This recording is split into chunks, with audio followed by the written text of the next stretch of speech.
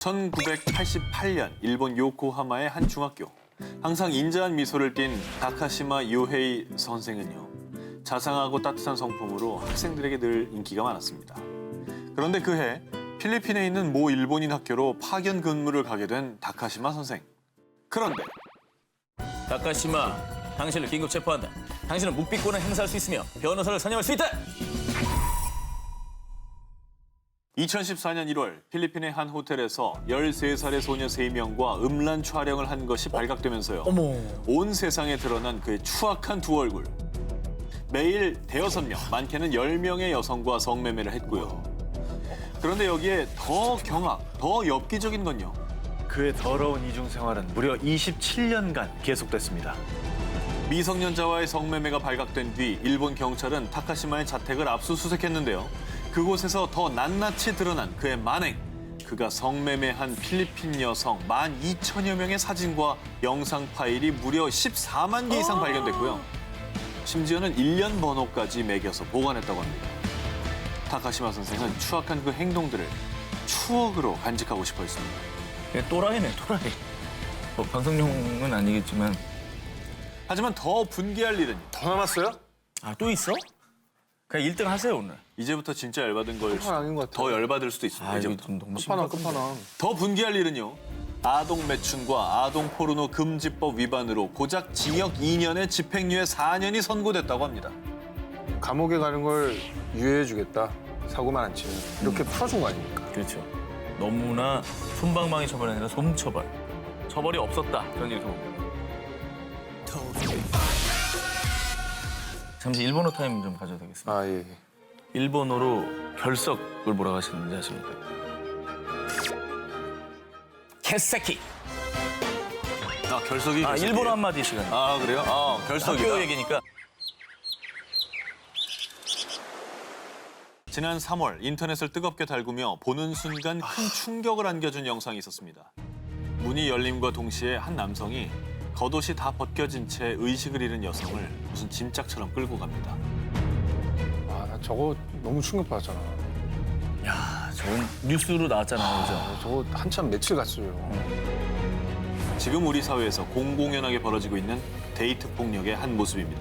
네. 기사를 통해 전해져오는 데이트 폭력 사례가 비단 저뿐만 아닙니다. 요즘 정말 뭐 사회 문제라고 할 수 있겠어요. 그렇죠. 진짜. 네, 큰일이에요. 지난 2017년 서울경찰청 조사에 따르면요. 지난해 데이트 폭력 사범이 무려 1,300여 명을 기록. 전년도 대비 2,000명이 더 증가한 수치라고 하는데요. 저건 엄벌해야 돼요. 저런 거는 데이트 폭력, 데이트란 말도 좀 안 붙였으면 좋겠어요, 나는. 그냥 폭력보다 저건 좀 더 가중처벌해야 돼요. 그냥 그럼요. 완전히 믿고 있는 사람한테 당하는 거니까.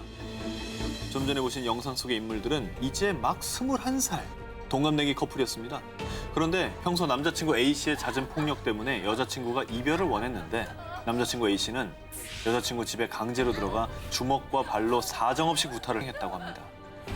사랑하는 마음이 있었던 사람이잖아요. 그러니까 뭐 저 영상을 보면 그 상상이 되겠어요? 사랑이 아니죠. 그러니까 소유하려고 했어요. 집착이고. 네. 잘못된 거죠. 그런데 이 사건을 대한민국에 알린 것은 다름 아닌 피해 여성인 B양. 다음 날 자신의 SNS에 멍든 얼굴 사진과 함께 CCTV 영상을 올린 건데요. 그런데 B양이 전 남자친구의 보복이 두려우면서도 세상에 이 사실을 꼭 알려야겠다고 용기 낸 이유가 있다는데요. 다른 피해자들도 용기를 내세요. 그리고 꼭 데이트 폭력에 대한 특례법이 생기길 바랍니다. 정말 한 기자님 말씀대로 가중처벌을 해야 된다고 봅니다. 정말 믿었던 사람이고 가까운 사람한테 저렇게 당하는 건 정말 네. 뭐 더 위험한 거예요.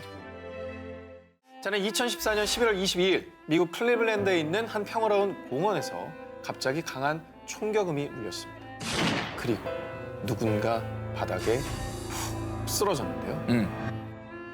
총을 맞은 사람의 정체. 고작 12살밖에 되지 않은 한 흑인 소년이었습니다. 왜 소년이 총을 맞습니까?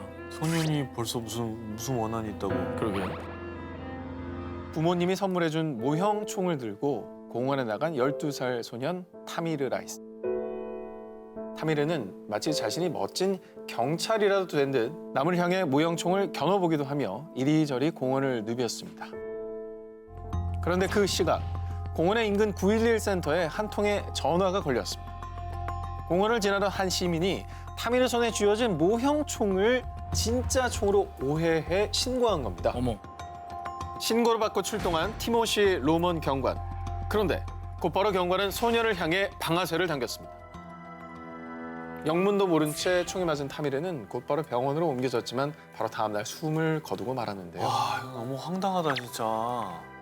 티모시 경관은 총을 쏘기 전 손을 들라 이렇게 몇 차례 지시했지만 소년이 말을 듣지 않았고 오히려 자신을 위협했다 주장했는데요. 무슨 장난감 총으로 위협을 해요. 말도 안 되는 소리지.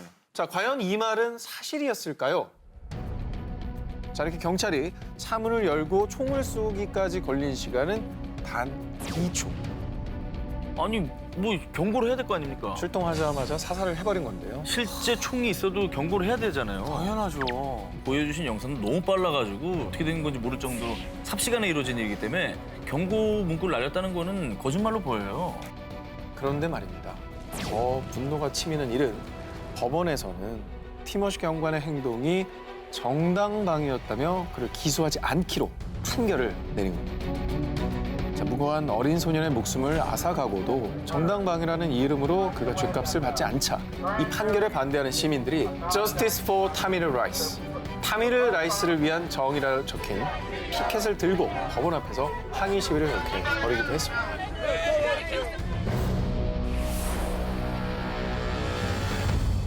2015년 12월 인천의 한 경찰서에 걸려온 전화. 여기 프리한 슈퍼인데요. 6살쯤 보이는 아이가 맨발로 혼자 와서 집도 모른다고 하네. 테러 신고를 받고 급히 출동한 경찰. 꼬마는 정말 말도 아닌 몰골로 허겁지겁 과자를 먹고 있었습니다. 집이 어디냐라고 묻는 말에 보육원에서 도망쳤다는 아이. 자, 이때 경찰은 이상한 낌새를 느낍니다. 아저씨가 너 절대 집으로 안 보낼게. 사실대로 말해줄래? 정말로 한참을 망설인 아이의 대답은 충격 그 자체였습니다. 2012년 가을, 8살 A양은 아빠와 할머니 집에서 나와 인천에 있는 아빠의 동거녀 집에서 살게 됐습니다. 그런데 그날부터 고작 8살인 A양에게 지옥 같은 날들이 시작됐습니다. 게임 중독자였던 아빠는 아이를 감금한 채 밥도 주지 않았고요. 아빠, 동거녀, 심지어는 동거녀의 친구까지도 걸핏하면 A양을 옷걸이, 쇠파이프 등 손에 잡히는 대로 때렸습니다. 네가 먹는 거 꼴도 보기 싫으니까 먹지 마! 자, A양이 배고픔을 참다 못해 그들이 먹다 남긴 걸 주워 먹어도 노끈으로 손발을 묶고 때린 뒤에 화장실이나 세탁실에 가뒀다고 합니다. 왜 그 목적이 뭘까요? 왜 그러는 거예요? 왜 그러는 왜 애한테 왜 그러는 거예요? 경찰에게 발견될 당시 11살이었던 A양은 온통 멍투성이었고요. 심지어 늑골은 부러져 있었다고 합니다. 그 얼마나 아파요. 이게 성인들도 참기 힘든 그 고통보다 이 안에 있는 고통이 더 심했다는 얘기죠. 살고 싶었던 거죠. 차마 말로 다 할 수 없는 이 끔찍한 아동학대 사건에 우리나라 국민 모두가 크게 분노했는데요. 그런데 더 가관인 건 경찰 진술 내용입니다. 아유, 나도 맞으면서 컸어요. 아빠라는 사람의 말도 안 되는 이런 더러운 변명. 아빠와 동거녀에게 상습 아동학대, 특수폭행죄 등으로 징역 10년을 구형했고요. 친아빠의 친권도 박탈했습니다. 저걸 제일 잘했다. 자, 그리고 한편 제2의 A양 사태를 막기 위해 전국 5,900개 초등학교를 대상으로 장기 결석 아동 전수조사를 시행했는데요. 아동학대로 목숨을 잃은 아이들이 세상 밖으로 또 나올 수 있게 되었다고 합니다. 부모, 아니 인간의 탈을 쓰고 절대 해서는 안 될 아동학대. 이를 막기 위한 우리 모두의 관심과 노력은 앞으로도 더 계속돼야 할 것입니다. 딸이 침대에서 떨어졌는데 움직이질 않아요. 2002년 7월 19일 미국 뉴멕시코주의 911 센터에 들어온 한 신고 접수. 신고한 이는 생후 5개월 된 브리아나 로페즈의 엄마 스테파니 로페즈. 그 뒤 곧바로 브리아나 로페즈는 황급히 병원으로 후송이 됐습니다. 하지만 더 손쓸 새도 없이 브리아나는 뇌손상으로 숨을 거두고 말았습니다. 그런데 어딘가 수상한 브리아나의 상태. 두개골, 갈비뼈, 팔다리 모두 골절돼 있었습니다. 몸이 군데군데 찢기고 이빨에 물린 자국이 10곳이 넘었습니다. 의사는 아동학대를 의심해 곧바로 신고. 그 뒤 경찰은 수사에 착수했는데요. 수사 결과는 정말 참담했습니다. 2002년 2월 14일에 태어난 예쁜 공주님 브리아나 로페즈. 하지만 아기는 축복과 사랑 대신 가족들의 학대 속에서 자라게 됩니다. 엄마 스테파니 로페즈는 아기가 울 때면 제발 조용히 좀 해! 라며 깨물고 발로 찼습니다. 그리고 가족이란 이름의 악마들은 엄마만이 아니었습니다. 아빠 앤디 월터스와 삼촌 스티브 로페즈는요, 술에 취하면 학대가 더 심해졌는데요. 아이들하고 놀 때 이제 하늘 위로 이렇게 살짝 띄웠다가 이렇게 받는 놀이 우쭈쭈쭈 이렇게 하는 거 하잖아요. 비행기 태우는 거. 근데 아빠와 삼촌은요, 이 놀이를 한다고 하면서 아기를 천장에 던지고 떨어뜨리기를 수없이 반복을 했다고 합니다. 이 끔찍한 학대가 결국 사망의 직접적인 원인이 됐고요. 그리고 갓난아기 브리아나를 수차례 성폭행한 사실까지 수사 결과 밝혀지고 맙니다. 와, 이건 뭐 정말 악마도 야, 네가 나보다 낫다 뭐 이럴 것 같아요. 지옥보다 더 지옥 같은 집, 그리고 가족, 아니 악마들 틈 속에서 5개월을 살고 하늘나라로 떠난 브리아나 로페즈. 그런데 말이죠, 정말 가슴 아픈 건 집에 브리아나의 성장 사진이 단 한 장도 없었다는 점입니다. 아, 이 사진은 뭐예요, 그러면? 지금 보시는 것처럼 아기가 잠자고 있는 예쁜 사진, 사람들이 부검전 사진을 보정해서 올려놓은 거라고 합니다. 그런데 이후에 미국 국민들의 분노를 더 산 거는요, 가족들에게 내려진 말도 안 되는 처벌입니다. 엄마는 학대 방관 혐의로 27년형, 게다가 2016년에는 가석방이 됐습니다. 아빠와 삼촌은 학대 및 성폭행 등으로 각각 고작 63년, 57년형이 선고됐다고 합니다. 그 미국이라고 하면 저 정도가 처벌이 내려서 570년 뭐 이렇게 나와야 되는 거 아닌가요? 역시나 이에 미국 국민들도 크게 분노하고 있는데요. 2005년 뉴멕시코주에서는요, 아동학대로 사망에 이르게 할 경우에요, 최대 징역 18년이었던 법을 최소 30년으로 개정을 했는데, 이 법이 피해 아기의 이름을 딴 베이비 브리아나법이라고 합니다.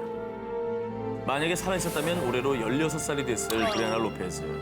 부디 이제는 더 이상 브리아나와 같은 아이들이 생겨나지 않길 바랍니다.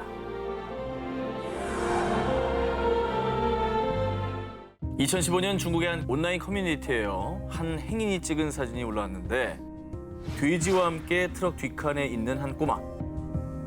이게 뭐예요? 저 아동 학대 아니야? 이 사진을 보고 큰 충격을 받은 한 자원봉사자들은요, 어렵게 수소문의 소년의 집을 찾아갔습니다. 소년은 허난성 푸양 칭펑현에 사는 샤오홍보 군이었는데요. 저 꼬질꼬질한 손 봐. 소년의 집은 음식물 쓰레기와 악취, 또 온갖 벌레가 들끓는 도저히 사람이 살 수가 없는 환경이었고요. 게다가 샤오홍보가 있는 곳은 집도 아닌 돼지우리였습니다. 아이를 저 안에? 현장에 있던 사람들은 눈물을 멈출 수가 없었습니다. 그런데 샤오홍보를 돼지우리에 방치한 이는 바로 아이의 부모였습니다. 친부모라고? 네. 샤오홍보의 아버지는요, 저는 아침 일찍 일하러 나가서 아이를 돌볼 수가 없었어요, 라며 말 같지도 않은 변명을 했습니다. 소년의 엄마는 정신이 온전치가 못한 상태였는데요. 그런데 나중에 밝혀진 더 끔찍한 사실은 샤오홍보에겐 3명의 형제가 더 있었는데 엄마의 학대로 아이들은 전부 사망한 상황이었습니다. 다행히도 샤오홍보는 어렵게 연락이 된 친척, 고모에게 맡겨지게 됐고요. 각종 단체에서도 아이를 위한 의료 및 구호품 지원을 했다고 합니다. 하지만 안타까운 일은요, 아이를 이렇게 학대하고 방치한 부모에 대한 처벌이 제대로 이루어지지 않았다는 점입니다. 중국 법상 당사자가 고소하지 않으면 부모를 처벌할 수가 없고요. 또한 어머니가 정신이 온전치 않아 처벌을 받기도 어려운 상황이라고 합니다. 샤오홍보의 사건으로 인해서 중국 내에서도 아동학대 법률의 허점을 지적하며 개선안을 촉구하고 있다고 합니다. 1983년 요르단의 수도 암만에 사는 14살 소녀 루브나는요, 의사의 꿈을 키우는 총명한 아이였습니다. 그런데 이 어린 소녀의 꿈을 짓밟는 사건이 벌어졌는데요. 그녀보다 10살 많은 사촌 오빠 A군. 아이고. 그는 하교 후 집으로 가는 루브나를 그만 성폭행하고 만 건데요. 아유, 진짜 너 미친놈 아니냐. 사촌 오빠였습니다. 예. 더욱 참을 수 없이 화가 나는 일은 넌 집안의 수치야. 가문의 명예를 훼손하지 말고 당장 사촌 오빠와 결혼해. 뭐라고요? 누가 저런 말을? 루브나의 엄마 아빠는 딸의 고통을 외면한 채 이 인면수심의 범죄자인 사촌 오빠와의 결혼을 강요합니다. 와, 이거 뭐 좀 말도 안 돼. 아니, 뭐 엄마 아빠 어떻게 저럴 수가 있어요? 그럼 뭐가 또 집안의 수치야?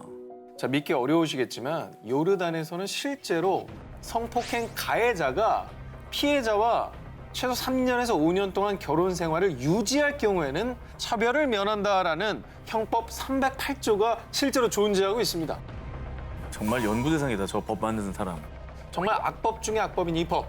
가해자와 결혼을 시켜서라도 가문의 수치를 은폐하겠다라는 비뚤어진 생각이 이런 악법으로 이어졌다라고 분석을 하는데요. 하지만 루브나 성폭행 사건이 알려진 뒤 크게 분노한 중동의 여성들은요. 더 이상 이렇게 살 수 없다라며 목소리를 높였고요. 그 뒤 한 글로벌 시민단체에선 형법 308조를 완전히 폐지할 것을 촉구합니다라는 청원으로 62만 명에게 폐지 찬성 서명을 이끌어냈다고 합니다. 결국 2017년 8월 1일에 형법 308조 폐지안이 통과되었다. 아유, 다행입니다. 야, 이건 잘 됐네요. 아이고, 뭐 당연한 건데 이것만으로도 큰 변화네요. 아우, 정말 다행입니다. 정말 뭐 중동 지역에서는 이런 악법들이 계속 존속되는 곳이 참 많죠. 네. 하루빨리 이런 것들이 폐지되어서 여성들이 사회적 지위가 더욱더 향상되길 바라겠습니다. 2018년 3월 15일 인도네시아 수마트라 북부 우타라주에 있는 쳔페닥로방 마을의 한 초등학교. 초등학교 교사 A 씨는 수업 전에 여느 때처럼 숙제 검사를 했습니다. 그런데 선생님, 저 숙제한 걸 두고 왔어요. 너 숙제 안 해놓고 거짓말하는 거지? 아이가 거짓말을 한다고 생각하고 화가 단단히 난 선생님은 아주 혹독한 체벌을 내리고 맙니다. 화장실 가서 변기할 거야. 12번은 핥아야 거짓말한 거 용서해 줄 수 있어. 저는 그 선생님이 변태 아닙니까? 화가 난 선생님의 말을 차마 어기지 못한 학생은 더러운 변기를 핥게 된 겁니다. 아유, 세상에. 살면서 숙제 한 번도 못 해가는 거 그거 있을 수 있는 일이잖아요. 선을 넘었고 저 얼마나 트라우마가 말이 생겼어요. 돼 저게. 이 사실을 알게 된 학생의 부모는요. 변기를 핥으라는 체벌은 제정신으로 내린 게 아니라며 크게 분노했고요. 당연히. 네티즌들에게도 큰 공분을 샀습니다. 그런데 정말 더 황당한 일은 학교 교육위원회의 입장. 선생님을 옹호하는 건 아니지만 누구나 실수할 수는 있어요. 라는 공문을 발표한 뒤에 가해 선생님을 그냥 옆 학교로 이직만 시키는 황당한 처벌을 내렸다고 합니다.